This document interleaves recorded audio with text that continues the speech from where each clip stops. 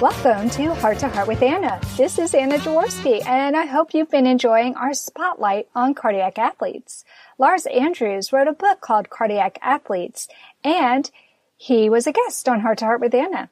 He's now gearing up to assemble Cardiac Athletes 2, featuring stories about athletes who have undergone cardiac procedures.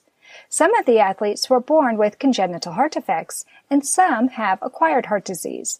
I've been enjoying interviewing some of the athletes who will be featured in his new book. Today, we'll meet Neil Collins. So welcome to Heart with Anna, Neil. Thanks, Anna. Thanks for having me on. Well, I'm excited to learn about what your cardiac condition is, Neil. I have a bicuspid-aortic-valve, which I think you were saying is the most common type of congenital heart defect. So for those that don't know, your aortic valve normally has 3 leaflets, and some are born with only 2. So it tends to cause narrowing within the valve, which is sort of a lifelong condition, which is usually only treated by surgery or, I guess, getting lucky and just having a valve that lasts through your whole life. Right. A lot of times people don't even realize they have a bicuspid aortic valve until they go in for surgery. And it's discovered by accident. But there are people who have a bicuspid aortic valve, and it gives them problems from an early age. I don't know if you know Robbie Benson. I'm dating myself because I grew up with Robbie Benson on the big screen. He's an actor. Do you know him? I do not know who that is, no. Okay, so he was in Ice Castles and a whole bunch of other movies. That was my favorite movie that Robbie Benson was in. So here he was an actor, and he often played athletes. And all of a sudden, he was having trouble breathing, and come to find out he had a bicuspid aortic valve. And he actually wrote a memoir about his life and talked about his condition. I love the title of his book. It's called I'm Not Dead Yet. Yeah, exactly. So he's had to undergo several procedures. Did you have to have any procedures done on your bicuspid aortic valve? I have. November of 2015, I had my aortic valve replaced. Basically, leading up to that, I was always fairly healthy and fairly active within the last, few years. And I think with an aortic valve, when it gets bad quite quickly. So 1 year within doctor visits. So every year I was going in, once per year. 2014, it was looking okay. And then 2015, it had deteriorated quite a bit. So did you have a Ross procedure? I did not, actually. And funny enough, I was looking at the Ross procedure. When I went in there, I was 44. The doctor that I was going to see, I had mentioned the Ross procedure because it looked like a really interesting procedure. For my listeners who may not know what a Ross procedure is, a Ross procedure is where they take your pulmonary valve and they use that valve in place of your aortic valve, and then they put a mechanical valve or a pig valve in your pulmonary position. And the reason they do that is because the pulmonary valve doesn't have to work quite as hard as what the aortic valve does. And so if you can keep your own valve, then at times, you would like to think anyway, that they have better results. And so that's what the Ross procedure is. And generally they use I know in Canada they use a donor valve or a cadaver valve for the pulmonary position. Mm-hmm. So the doctor that I went to see, he was actually a specialist in the Ross procedure. He was a pediatric cardiologist. So here I was, 44 years old, and going to see a pediatric cardiologist at the Children's Hospital in Vancouver. So it was an interesting experience when you go in for an X-ray and they say, "Are you sure you're supposed to be here?" Yeah, and you don't fit in the chairs in the waiting room, right? Yeah, they didn't give me any stickers or tattoos, so I was a bit disappointed. So yeah, in talking to the doctor, the Ross procedure, more and more people are having these valve replacements. Valve selection is becoming a big issue for them. So in my case, I thought that the Ross procedure would have been a really good fit for me because, I was running a lot and doing marathons and just starting to get into triathlons and that kind of stuff. But, in talking to him, the procedure itself is quite a bit more complicated than a simple valve swap. So the operation is almost twice as long. Sure. You're on the bypass machine for double the time. So, anytime you're on that bypass machine, the risks are going to be greater for clots or, any further complications. So for me, I had a young family and there were other good choices out there with tissue and mechanical valves. So I elected not to have the Ross procedure, in short. So just the risks were, for my own personal comfort, were just too high. And it would have resulted in having to have a valve operation later on as well again. Right. And one of the things that parents need to know is that if your doctor is talking to you about doing this for your child, the nice thing about using your own tissue is it can grow with you. But since Neil was an adult, that wasn't even a consideration. Yeah, exactly. And I think that's, the Ross procedure is a really good choice for those that are younger. Mm-hmm. And that was the big concern when I was growing up is the valve growing with me? So when I was 13, I had an angiogram. So they actually went in and took some pictures of the valve because back then, I think the echocardiograms weren't as accurate. So they really wanted to know if that valve was growing with me. And if it wasn't, then I would have had to have surgery when I was a teenager as well. Right. So you were lucky and didn't end up needing surgery until you were in your 40s? Yeah, I was really, really lucky. Wow. Yeah, I was very fortunate. So with those born with congenital heart defects, it can be a lifelong disease where you're having operations, especially as a newborn, and then in your teens as you grow, and then also as you get into adulthood. Right. So you did not have a Ross procedure. So what kind of valve did they decide to use? I ended up going with a tissue valve. So, it used to be up until, even just a couple of years ago, if you were under, let's say, 55, you would just automatically get a mechanical valve because the subsequent surgeries of a tissue valve, generally, they only last 10 to 15 years. So you would be faced with further surgeries later on in life as well. So I ended up just going with the tissue valve. And, I'm also an airline pilot. So at that time I was off work and, I would like to go back to work, obviously. And I ended up just going with the tissue valve because it would have been a lot easier just to get my medical back at that point. So were you in jeopardy of losing your job because of this procedure? Yeah, there was always questions about what would happen, what the end result would be, what the recovery would look like. As the valve deteriorated, I ended up losing my medical about 6 months before surgery. So I was off in total for about a year and a half. Wow.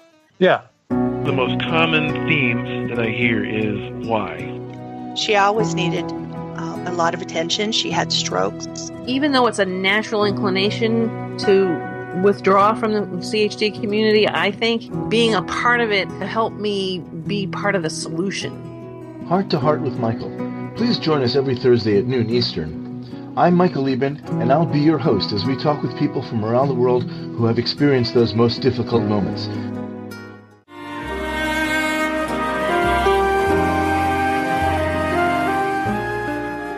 Tonight Forever by the Baby Blue Sound Collective. I think what I love so much about this CD is that some of the songs were inspired by the patients. Many listeners will understand many of the different songs and what they've been inspired by. Our new album will be available on iTunes, Amazon.com, Spotify. I love the fact that the proceeds from this CD are actually going to help those with congenital heart defects. Enjoy the music. Home Tonight Forever. And so you were an athlete before you had your heart surgery, and you belong to the cardiac athlete group. So what does being a cardiac athlete mean to you? Being a cardiac athlete, it's a great group of people. It's people from all over the world. And there's people from late teens to into their 70s and, everything in between. And the cardiac athletes also have a group on Strava, which is sort of a social online platform for sharing your runs and your events. And it's really inspiring to see what people can do and not use their heart disease or their congenital heart defects as a limitation. So there's people that have had sudden cardiac arrest during a marathon and recovered and joined the cardiac athletes group, and people that have had valve replacements or people with pacemakers. There's people with pacemakers that are doing amazing things on there. I know. I've been so inspired by the cardiac athletes I've met so far, and they're not all runners. Some of them, like Lisa Johnson, she was a power lifter, and she did MMA. Yeah. She did MMA, and she's an ultimate fighter. Yeah. I know. I don't want to get on her wrong side, Yeah, exactly. But I'm just so impressed because I thought for a lot of people, especially people with congenital heart disease, that lifting would be contraindicated.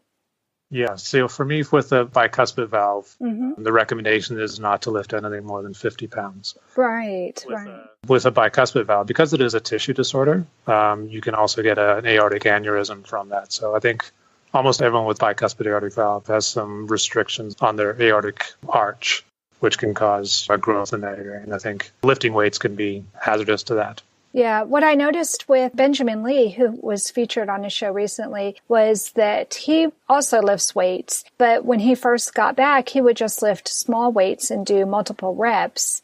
And that's one way that you can still do the lifting without possibly damaging your valves or any other part of your heart. So there are ways around it. That's what I love when I'm talking to the cardiac athletes, is that they find ways to circumvent the problems that they've encountered. And I just think that's so inspiring. So you're a distance runner, right? Yes. Yeah, I did a marathon about a year before my heart surgery. So I was really running right up until the end. Although I had a really narrow aortic valve, I was still able to do most events. I think really the only big symptom that I had was if I stood up too quickly, I would get a bit lightheaded. Oh, so you never had any fainting episodes or shortness of breath? Or wow, that's surprising. And my aortic valve got down to what they would classify as severe to critical. Wow, that's really surprising. Because other people I've talked to who have that bicuspid aortic valve, that's the symptoms, the fainting, the and the shortness of breath, breathing. Mm-hmm.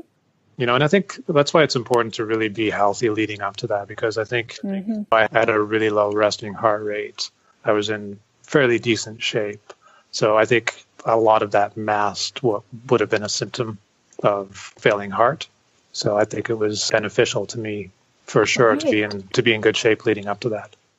Yeah, I don't know if it necessarily masked it or if you just had your heart in such prime shape that it didn't have the problems that somebody who wasn't in good shape would have. Yeah. You know what I mean? Yeah, I think like you optimized your heart. Yeah. The only restriction they really put on that was just before that I was starting to get into triathlons, and they said, you know what, maybe don't do the open water swims. Yeah. Just in case. Yeah. Right. Just in case you don't want to be in the middle of the ocean or the middle of any body of water. That would be scary. Yeah. So is that one of your goals now, Neil? Yeah, I'm doing the marathon Sunday. So same marathon I did just before heart surgery. So I just want to get that completed and kind of move on with that. And then next year, I hope to do a half Iron distance. And then maybe the following year to do a full Ironman. And the Ironman is the one that has the 3 components, correct? It has the swimming, the biking, and the running. Yes. Yeah, and usually completed in 10 to 17 hours kind of thing. Wow. It's a fairly long event. It is. Do you have any advice for other people who are listening who may have a bicuspid aortic valve or who may have a child who has a bicuspid aortic valve? When I was growing up, they said, just don't push yourself. And that was really the only advice that I had. And unfortunately, I think in my 20s and 30s, I used that sort of as an excuse to not exercise. And I kind of regret not fully pursuing an exercise or an active lifestyle until I got into really my 30s and 40s when I said, you know what, I think now's the time. It's kind of now or never to really try to get into shape and to see what the restrictions are. So if you are starting an exercise program, first of all, listen to your doctor and get their advice, but also just listen to your body. Your body is going to be a really good telltale signs of any problems that you're having. Shortness of breath or problems with blue fingers or, things like that. Absolutely. Well, I think that's great advice, especially I like you saying, listen to your body. I think you know your body better than anyone else does. And we do need to be attuned to what our body is telling us.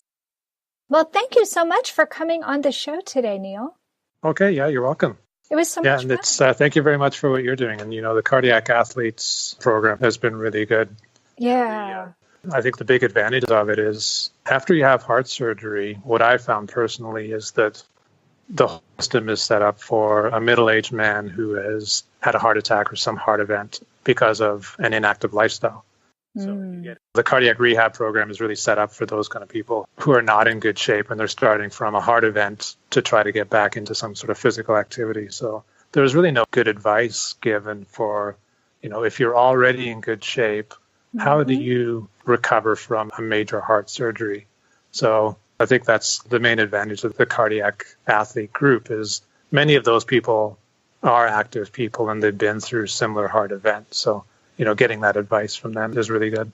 Right. I love it that all of you are there cheering for each other and providing support and information to each other that may not be readily available just anywhere.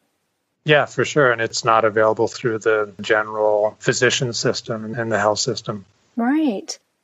Well, thanks for listening today, friends. Please come back next week when we'll be featuring another cardiac athlete. And until then, remember, my friends, you are not alone.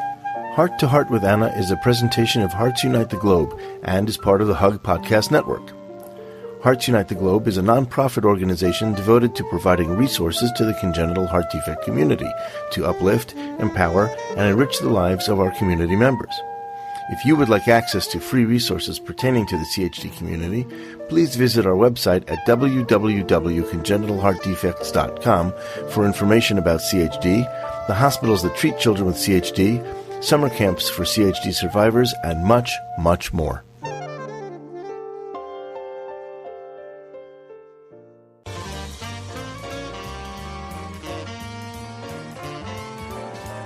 Thank you again for joining us this week. We hope you have been inspired and empowered to become an advocate for the congenital heart defect community. Heart to Heart with Anna, with your host Anna Jaworski, can be heard every Tuesday at 12 noon Eastern Time.